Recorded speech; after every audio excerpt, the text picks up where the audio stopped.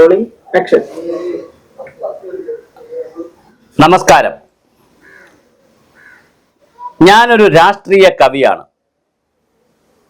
Vayalar രാമവർമ്മയും ONV കുറുപ്പും Devarajan മാഷും അടക്കമുള്ള വലിയ മഹാരഥന്മാർ പാട്ടിൻ്റെയും സംഗീതത്തിൻ്റെയും നാടകഗാനത്തിൻ്റെയും സിനിമയുടെയും ലോകത്ത് വിഹരിച്ചവരാണ്. വലിയ തോതിൽ കമ്മ്യൂണിസ്റ്റ് പ്രസ്ഥാനത്തിന് ആളെ കൂട്ടിയവരാണ്.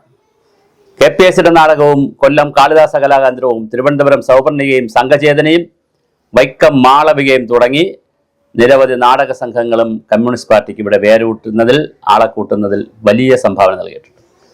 സാംബശിവൻ, ഹർഷകുമാർ, അയിലം ഉണ്ണികൃഷ്ണൻ, കെടാമംഗല സദാനന്ദൻ തുടങ്ങി നിരവധി കഥാപ്രസംഗം നടത്തുന്നവരും വലിയ തോതിൽ കമ്മ്യൂണിസ്റ്റ് പാർട്ടിക്ക് ആളെ കൂട്ടിയിട്ടുണ്ട്. തിരുനെല്ലൂർ കരുണാകരനും തുടങ്ങിയ എഴുത്തുകാർ, MK സാനു, നമ്മൾ പറഞ്ഞാൽ ഒരുപാട് പേരുണ്ട്. കവികൾ, എഴുത്തുകാർ, സാഹിത്യകാരന്മാർ ഒക്കെ ഇടതുപക്ഷ സഹയാത്രികരായി നിന്നും CPMലും CPIയിലും ഒക്കെ പ്രവർത്തിച്ചും കുറച്ചുപേർ നക്സലായിട്ടും കുറച്ചുപേർ മാവോയിസ്റ്റായിട്ടും ഒക്കെ നിന്ന് നന്നായി സാഹിത്യത്തിലൂടെ കമ്മ്യൂണിസ്റ്റ് പാർട്ടിക്കും പുരോഗമനപരമായ ഒരുപാട് കാര്യങ്ങൾ എഴുതിയിട്ടുള്ളൊരു നാടാണ് ഇവിടെ. ആ ശ്രേണിയിൽ ഇപ്പോൾ ജീവിച്ചിരിക്കുന്നതിൽ വളരെ പ്രധാനപ്പെട്ട ആൾ തന്നെയാണ് കുരീപ്പുഴ ശ്രീകുമാർ. പക്ഷേ കുരീപ്പുഴ ശ്രീകുമാറിൻ്റെ ഏറ്റവും വലിയൊരു പ്രശ്നം, ഞാൻ അദ്ദേഹത്തിൻ്റെ കവിതകൾ കേൾക്കുന്ന ആളാണ്, എനിക്ക് വലിയ ഇഷ്ടമാണ്. അദ്ദേഹം ദളിത് വിഭാഗത്തിൽപ്പെട്ട ഒരാളാണ്. ഞാൻ അദ്ദേഹത്തിൻ്റെ ജാതി പറഞ്ഞതല്ല. അതിൻ്റെ ഒരു അനാവശ്യ സ്വത്വം അദ്ദേഹത്തിൻ്റെ മനസ്സിൽ കിടപ്പുണ്ടോ എന്ന് എനിക്ക് തോന്നാറുണ്ട്. ഒരു ബ്രാഹ്മണ വിരോധം, ഒരു നായർ വിരോധം, ഒരു ഈഴവ വിരോധം, ഒരു മുസ്ലിം വിരോധം, ഒരു ക്രിസ്ത്യൻ വിരോധം, മറ്റുള്ളവരോടെല്ലാം ഒരു വിരോധം ഉള്ളിൽ കിടപ്പുണ്ടോ, ഒരു അപകർഷതാബോധം കിടപ്പുണ്ടോ എന്നൊരു തോന്നൽ അദ്ദേഹത്തിൻ്റെ സംഭാഷണങ്ങളിലുണ്ട്. ഞാനിത് പറയാൻ കാര്യം, കുരീപ്പുഴ ശ്രീകുമാർ ഐക്യദാർഢ്യം പ്രഖ്യാപിച്ചുകൊണ്ട് ഇപ്പോൾ വലിയ സോഷ്യൽ മീഡിയ ക്യാമ്പയിനാണ് നടക്കുന്നത്. ഇപ്പോൾ സോഷ്യൽ മീഡിയയുടെ ഏറ്റവും വലിയൊരു പ്രത്യേകത, സോഷ്യൽ മീഡിയ അല്ല, സാധാരണ മീഡിയയുടെ ഒരു പ്രത്യേകത, ആരെങ്കിലും ഒന്ന് തെറി പറഞ്ഞാൽ, കൊച്ചാക്കി കാണിച്ചാൽ നമുക്ക് പെട്ടെന്ന് ഹൈപ്പ് കിട്ടും. വേടൻ അങ്ങനെ ഹൈപ്പ് കിട്ടി, നന്ദഗോവിന്ദം ഭജൻ സംഘത്തിന് വലിയ ഹൈപ്പ് കിട്ടി, അമ്പലത്തിൽ പോയി ക്രിസ്ത്യൻ പാട്ട് പാടി ഹൈപ്പ് കിട്ടി, സ്മൃതി പരുത്തിക്കാട് നല്ല ഹൈപ്പ് കിട്ടി, വേണു ബിഗ് ന്യൂസിലെ വേണുവിന് ഹൈപ്പ് കിട്ടി. ഇങ്ങനെ നെഗറ്റീവ് പറയുന്നവർക്ക് വലിയ ഹൈപ്പ് കിട്ടുന്നൊരു കാലമാണ്. പത്തനംതിട്ട നെല്ലിക്കൽ മുരളീധരൻ ഫൗണ്ടേഷൻ്റെ പുരസ്കാരം നടക്കുന്ന ഒരു വേദിയിൽ ചെന്നിട്ട് അവിടെ ദളിതന്മാരും ആദിവാസികളും പട്ടികജാതി പട്ടികവർഗക്കാരെ കുറിച്ചെല്ലാം പറയാം, ഒരു തർക്കവുമില്ല. രാഷ്ട്രീയ കവിയാണെന്നാണ് പറയുന്നത്. ഏത് രാഷ്ട്രീയ കവിയാണെന്ന് എനിക്കറിയില്ല. അദ്ദേഹം ബേസിക്കലി എന്താണ്, പിന്നെ CPI ആണ്. അങ്ങനെ ഞാനൊരു CPI കാരനാണ് എന്ന് പറഞ്ഞാലും കവിത എഴുതുമ്പോഴതൊക്കെ കൊണ്ടുവരാം. പിന്നെ അദ്ദേഹം പറയുന്ന ന്യായം, ദളിതന്മാർ ബ്രാഹ്മണന്മാർ പോറ്റിയായിട്ടുള്ള അമ്പലത്തിൽ പോകരുത്. അമ്പലത്തിലേ ആരും പോകരുതെന്നാണ് താങ്കൾ പറയേണ്ടത്. കാര്യം താങ്കൾ യുക്തിവാദിയാണ്, താങ്കൾ അറിയപ്പെടുന്ന യുക്തിവാദിയാണ്. അപ്പോൾ താങ്കൾ പറയുന്ന ആരും അമ്പലത്തിൽ പോകരുത് എന്ന് പറയണം. അങ്ങനെ ദളിത്, ആദിവാസി, പട്ടികജാതി പട്ടികവർഗക്കാരെ നന്നായി മോട്ടിവേറ്റ് ചെയ്യണം. ഒരു ക്ഷേത്രത്തിലും പോകരുതെന്ന്. ബ്രാഹ്മണനുള്ളിടത്തും പോണ്ട, ആദിവാസികൾ നടത്തുന്നിടത്തും പോണ്ട, മൂപ്പൻ നടത്തുന്നവിടെ കാവിലും പോണ്ട, വിളയാട്ടം വേണ്ട, ഒരിടത്തും പോകരുതെന്ന് പറഞ്ഞ് കുരീപ്പുഴ ശ്രീകുമാർ മനോഹരമായ ആഹ്വാനം നടത്തി. അതിനാവശ്യമായ പ്രചരണം നടത്തിയാൽ വെൽ ആൻഡ് ഗുഡ്, 100 ലൈക്ക്. ബ്രാഹ്മണന്മാർ നടത്തുന്നിടത്ത് ദളിതന്മാർ പോകരുതെന്ന് പറഞ്ഞാൽ ബ്രാഹ്മണന്മാർ അമ്പലം നടത്തുന്നില്ല. പോറ്റിമാരെന്നും അയ്യർമാരെന്നും ഒക്കെ പറയുന്ന വലിയ വലിയ വിഭാഗങ്ങളൊക്കെ വേറെയാണ്. ഒന്നാമത്തെ വിഷയം, ബ്രാഹ്മണന്മാരുടെ അമ്പലം നടത്തുന്നില്ല. രണ്ടാമത്, ദേവസ്വം ബോർഡുകളാണ് അമ്പലം നടത്തുന്നത്. അവിടെ പോറ്റിയമാരെ എടുക്കുന്നതിനൊക്കെ നിയതമായ ചട്ടങ്ങളും നിയമങ്ങളും PSC പോലുള്ള സംവിധാനങ്ങളും ഒക്കെ ഉണ്ട്. അവിടെ പട്ടികജാതിക്കാരും ദളിതുകളും ആദിവാസികളും ഒക്കെ വരുന്നുമുണ്ട്. പിന്നെ മറ്റൊരു കാര്യം, ഇദ്ദേഹം പറയുന്ന ഒരു കാര്യം മനസ്സിലാക്കിയിരിക്കേണ്ടത്, തൈക്കാട് അയ്യാവ് ഗുരുവിൻ്റെയും ചട്ടമ്പി സ്വാമികളുടെയും ശ്രീനാരായണ ഗുരുദേവൻ 36 ക്ഷേത്രമാണ് പണിതത്. ഗുരുദേവൻ്റെയും അതുപോലെ തന്നെ അയ്യാ വൈകുണ്ഠ സ്വാമികളുടെയും അതുപോലെ മന്നത്ത് പത്മനാഭൻ ആചാര്യൻ്റെയും വൈക്കം സത്യാഗ്രഹത്തിൻ്റെയും അന്നത്തെ കോൺഗ്രസ് ആയിരുന്ന AKജിയുടെയും AK ഗോപാലിൻ്റെയും R ശങ്കരനെ പോലെയുള്ള ആളുകളുടെയും വലിയ വലിയ നേതാക്കളുടെയും നവോത്ഥാന നായകരുടെയും ഗുരുക്കന്മാരുടെ ആചാര്യന്മാരുടെയൊക്കെ പ്രവർത്തന ഫലമായിട്ടാണ് ഹിന്ദു സമൂഹത്തിനകത്ത് നായാടി മുതൽ നമ്പൂതിരി വരെയുള്ള ആളുകൾക്കെല്ലാം ക്ഷേത്രങ്ങൾ കയറാനുള്ള അവകാശമൊക്കെ ഉണ്ടായത്. അത് വലിയ ഒരു സാമൂഹ്യ വിപ്ലവമാണ് നടന്നത്. അവിടെ ക്ഷേത്രത്തിൽ പോകണോ വേണ്ടേ എന്നുള്ളത് തീർച്ചയായിട്ടും ശ്രീകുമാറിന് പറയാം. നിങ്ങൾ കുരീപ്പുഴ ശ്രീകുമാറിന് പറയാം, ആരും ക്ഷേത്രത്തിൽ പോകരുതെന്ന് തീർച്ചയായും പറയാം. പക്ഷെ ഇതുപോലൊരു സ്ഥലത്ത് നിന്ന് താങ്കൾ പ്രസംഗിക്കുമ്പോൾ താങ്കൾ ഇങ്ങനെയല്ല കുത്തിത്തിരിപ്പ് പ്രസംഗം നടത്തേണ്ടത്.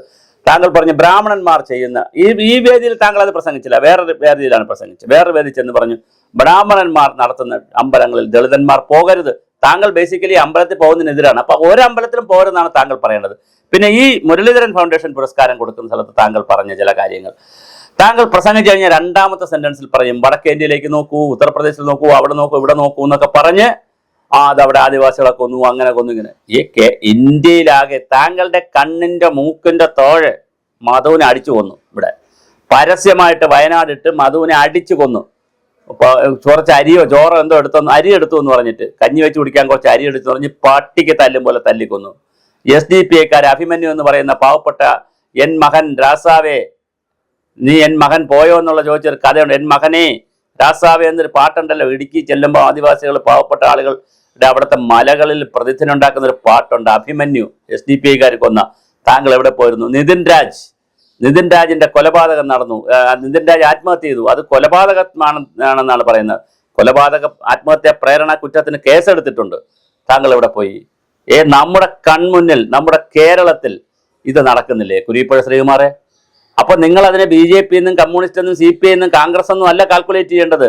ഇവിടത്തെ ആദിവാസി ദരിദ്ര വിഭാഗത്തിനും പട്ടികജാതി പട്ടികവർഗക്കാർക്കും ദളിത് വിഭാഗത്തിനും നേരെ ഭരണകൂടങ്ങൾ കാണിച്ചിട്ടുള്ള തെമ്മാടിത്തരങ്ങൾ, കമ്മ്യൂണിസ്റ്റ് പാർട്ടികൾ കാണിച്ചിട്ടുള്ള തെമ്മാടിത്തരങ്ങൾ, താങ്കളുടെ CPI ഉണ്ടല്ലോ, താങ്കളുടെ CPI, താങ്കൾ വിശ്വസിക്കുന്ന CPI CPM എല്ലാവരും ഭൂപരിഷ്കരണത്തിലൂടെ ഇവിടെ ഒറ്റ കൊടുത്തത്, ആളുകളെ നശിപ്പിച്ചത്, M.M. ഗോവിന്ദൻ നായർ അടക്കമുള്ള ആളുകൾ കോളനികളിൽ വെള്ളമില്ലാത്ത, വൈദ്യുതി ഇല്ലാത്ത, മനുഷ്യൻ കയറാത്ത കോളനികളിൽ ഒറ്റപ്പെട്ട സ്ഥലങ്ങളിലേക്ക് ഈ പട്ടികജാതി പട്ടികവർഗക്കാരെ കൊണ്ടിട്ടിട്ട് അതാണ് കേമത്തരം എന്ന് പറഞ്ഞൊരു കാലമുണ്ടായിരുന്നു മിസ്റ്റർ കുരീപ്പുഴ ശ്രീകുമാർ. ഇന്ന് ഇതൊക്കെ നിങ്ങൾ മനസ്സിലാക്കണം.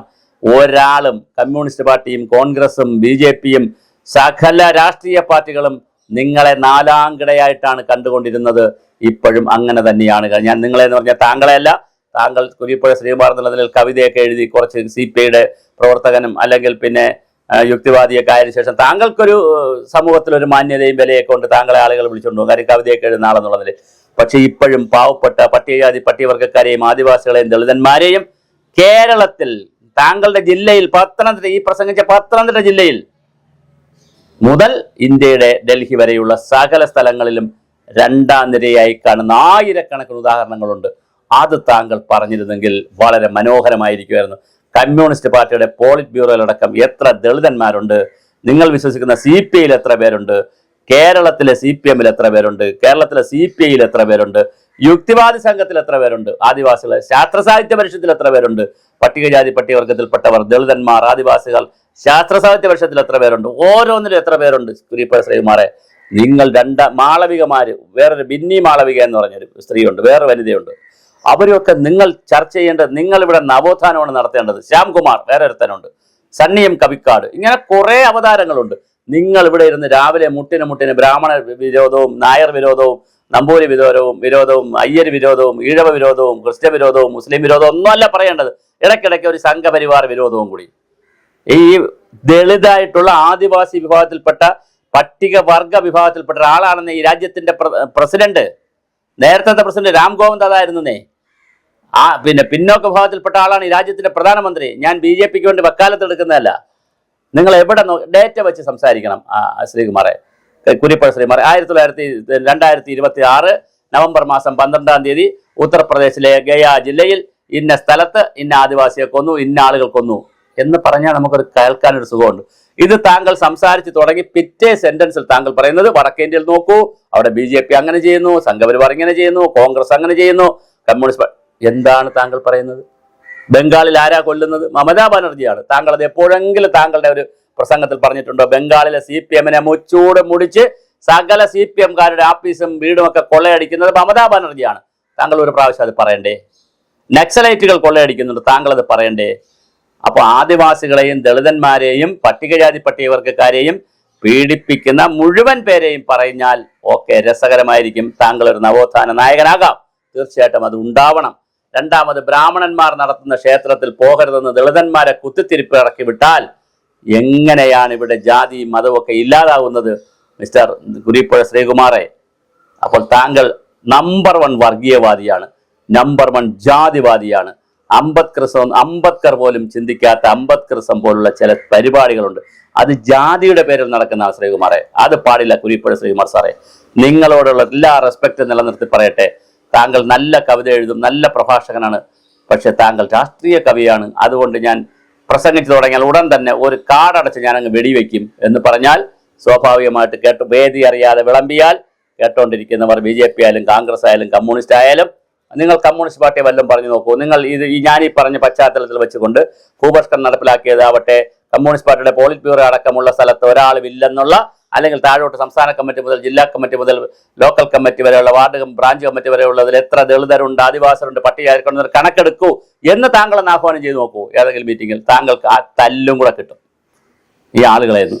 അതുകൊണ്ട് ശ്രീകുമാറെ, താങ്കൾ ഒരു ഉടായിപ്പ് പ്രസംഗങ്ങളും പ്രഭാഷണങ്ങളും നടത്തരുത്. കുരിപ്പുഴ ശ്രീകുമാർ സാറെ, താങ്കൾ വേദി അറിഞ്ഞ് പറയണം.